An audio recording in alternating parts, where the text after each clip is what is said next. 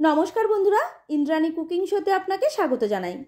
आज के शेयर करब 10 मिनिटे तैरी करते पारबेन एमन एकटा ब्रेकफास्टेर रेसिपि जेटा हेल्दी एबं टेस्टी। छोटो बाच्चादेर जन्य स्कूल टिफिनও बानिয়ে দিতে পারেন। আর এটা বানানোর জন্য आटा ময়দা তেল চালের গুঁড়ো এইসব কিছুই দরকার নেই। যেটা বাড়িতে আমাদের সব সময় পাওয়া যায় সুজি, সেটা দিয়ে তৈরি করতে পারবেন এই সুন্দর একটা ব্রেকফাস্ট রেসিপি। তাহলে চলুন আজকের রেসিপি দেখে নেওয়া যাক। রেসিপিটার জন্য সবার প্রথমে আমাদের লাগবে সুজি, যেটা আমাদের হাতের কাছে সব সময় থাকে। মেজারিং কাপ মেপে হাফ কাপ সুজি নিচ্ছি। ওজন হিসাবে ধরতে গেলে 100 গ্রাম সুজি আছে। আপনি এর থেকে বেশি কিংবা কম করেও নিতে পারেন। দিয়ে দিলাম এর মধ্যে স্বাদ মতো লবণ।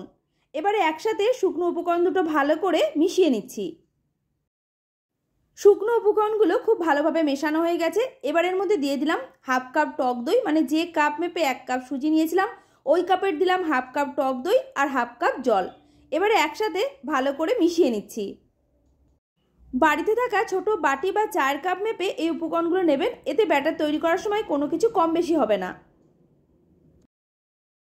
দই আর জল দিয়ে সুজির মিশ্রণটা আমার রেডি করা হয়ে গেছে। এবার এটাকে ঢেকে আমাদের রেস্টে রাখতে হবে মিনিমাম 10 মিনিট, যাতে সুজিটা ফুলে ঠিকঠাকভাবে সেট হয়ে যায়। এরপর দুটো সেদ্ধ করা আমি আলু নিয়েছি। আলুগুলোকে একটা স্ম্যাশারের সাহায্যে খুব ভালো করে স্ম্যাশ করে নিচ্ছি। আপনি হাত দিয়েও মেখে নিতে পারেন, তবে একটু দেখে নেবেন আলুর যাতে ছোট বড় টুকরো এর মধ্যে না থাকে। আলু আমার মাখা হয়ে গেছে। স্বাদের জন্য এবার এর মধ্যে কিছু মশলা অ্যাড করে নিচ্ছি। প্রথমে দিলাম দুটো কোচানো কাঁচা লঙ্কা, ঝালের পরিমাণটা বেশি কম করে দেওয়া যাবে। স্বাদ মতো দিচ্ছি নুন, হাফ চা চামচেরও কম দিচ্ছি লঙ্কার গুঁড়ো। কাঁচা লঙ্কা দিয়েছি তাই গুঁড়ো লঙ্কার পরিমাণটা কম করে দিলাম। হাফ চা চামচ দিলাম জিরে গুঁড়ো, দিচ্ছি হাফ চা চামচ চাট মশলা। চাট মশলা না থাকলে আমচুর পাউডারও দেওয়া যাবে, আর আমচুর পাউডারও যদি না থাকে অল্প করে লেবুর রস দিয়ে দেবেন। দিয়ে দিলাম হাফ চা চামচ গরম মশলা গুঁড়ো। আমি এর মধ্যে পেঁয়াজের ব্যবহার করলাম না, আপনি যদি চান অল্প করে পেঁয়াজ কুচিও দিতে পারেন। এবারে একসাথে সব কিছু খুব ভালো করে মাখিয়ে নিচ্ছি। আলুটা আমার মাখানো হয়ে গেছে। এবার এর থেকে ছোট বলের মতো করে অংশ নিয়ে হাতের তালুর মধ্যে এইভাবে গোল করে একটু চ্যাপটা করে নিচ্ছি। দেখুন ঠিক এইরকম করে। এইভাবে বাদবাকিগুলোকেও বানিয়ে নেব। সবকটা আলুর বল আমি রেডি করে নিয়েছি। এবার এটাকে একটা সাইডে রেখে দেব। এরপর আমি মোলটা রেডি করে রাখছি।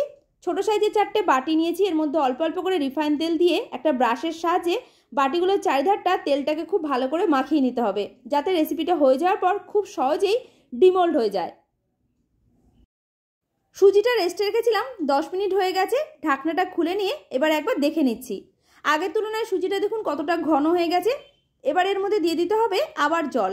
প্রথমে আমি এই কাপ মেপেই হাফ কাপ জল দিয়েছিলাম, আবারও দিয়ে দিলাম আরও হাফ কাপ জল। এবারে একটা হ্যান্ড হুইস্কার দিয়ে খুব ভালো করে এই মিশ্রণটাকে ফেটিয়ে নিচ্ছি। সুজির এই ব্যাটারটা তৈরি করতে আমি 1 কাপ সুজির জন্য 1 কাপ জল নিয়েছি আর হাফ কাপ টক দই। আপনার এর থেকে বেশি কিংবা কম হতে পারে। মিশ্রণটাকে আমি 2 থেকে 3 মিনিট সময় নিয়ে খুব ভালোভাবে ফেটিয়ে নিয়েছি। এবার এটাকে একটা সাইডে রেখে এতে দেওয়ার জন্য একটা তরকা রেডি করব, যাতে রেসিপিটা খেতে আরও বেশি ভালো লাগে।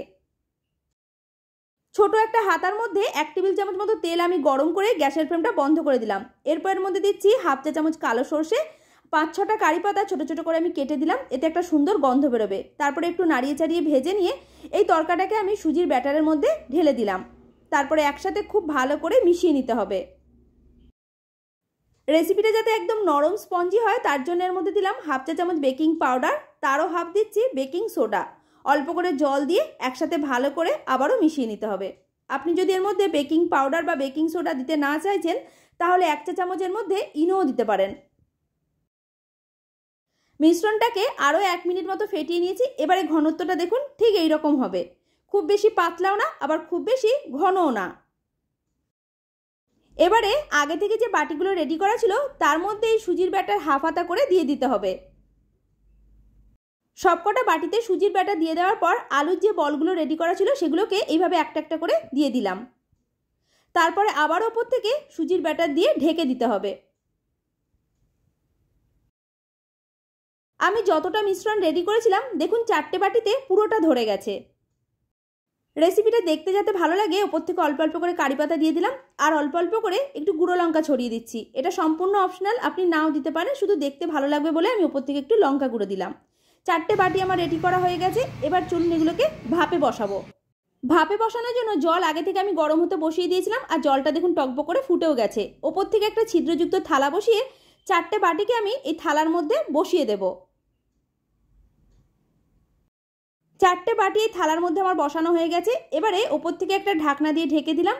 তারপরে গ্যাসের ফ্লেমটা মিডিয়াম টু লোতে রেখে এইভাবে আমাদের রান্না করতে হবে মাত্র 10 মিনিট। 10 মিনিট হয়ে যাওয়ার পর ঢাকনাটা এবার খুলে নিয়েছি। এবারে একটা টুথপিক দিয়ে দেখে নেব ভেতরটা ঠিকঠাক হয়েছে কিনা। দেখুন বন্ধুরা, টুথপিকের গায়ে একটুও কোনোভাবে সুজির ব্যাটার লেগে নেই। এর মানেই বুঝতে হবে রেসিপিটা আমাদের একদম ঠিকঠাকভাবে তৈরি হয়ে গেছে। গ্যাসের ফ্লেমটা বন্ধ করে দিলাম। তারপর এগুলোকে তুলে একটা জায়গায় রেখে দেবো যাতে তাড়াতাড়ি ঠান্ডা হয়ে যায়। বাটিগুলো ঠান্ডা হয়ে যাওয়ার পর একটা চপিং বোর্ডের মধ্যে নিয়ে নিলাম। আর দেখতে দেখুন এগুলো কতটা সুন্দর লাগছে।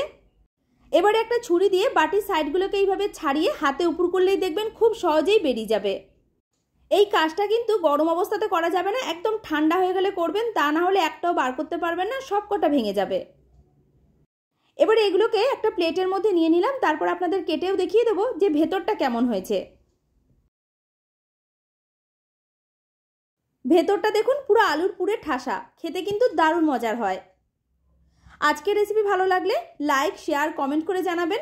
আমার চ্যানেলে নতুন বন্ধু হয়ে থাকলে চ্যানেলটিকে সাবস্ক্রাইব করে পাশে থাকা বেল আইকনটা প্রেস করে রাখবেন। পুরো ভিডিওটা দেখার জন্য আপনাকে অসংখ্য ধন্যবাদ।